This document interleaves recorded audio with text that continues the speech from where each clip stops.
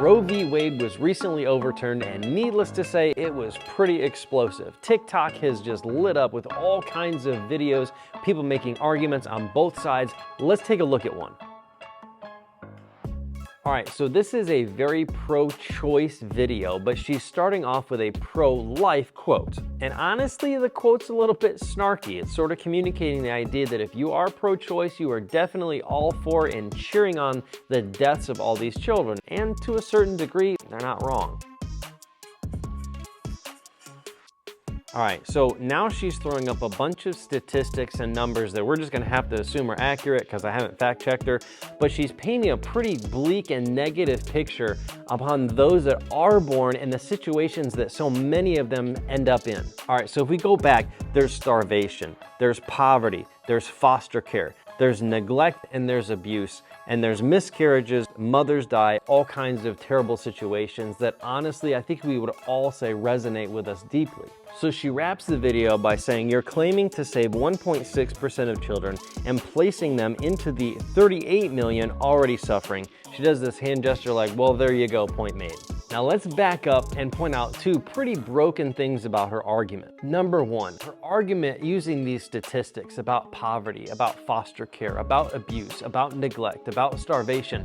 If we're being honest, it's Christians and those that are pro-life that put more money, more time, and more manpower into taking care and meeting the needs of these areas than anybody else in any other group. It is a statistical fact that the people that are saying, I am pro-life, are also the ones that tend to say, I will adopt a child out of the foster care system. Part two about what she says that's completely broken is honestly her entire argument. Let me break down her argument for you so we can understand it a little bit easier. So we have two groups of people. We have group A and we have group B. Now group A has the potential to end up with some very difficult life circumstances.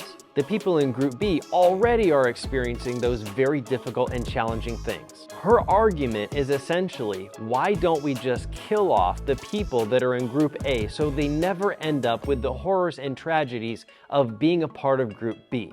Now here's where her logic really falls apart. If A is just the potential for difficulty and B is this is where it's really tough, this is where things are nasty and ugly, then wouldn't it then be more merciful to start killing off the people that are in group B? So if people in group A just have the potential to be in the horrors of where group B is, then it definitely makes the most sense to start mercifully killing off group B.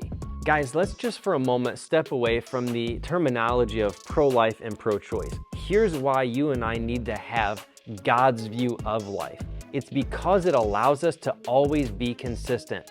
God says life matters, always, at all times, and in all circumstances. And the Christian view is simply this: I agree with God.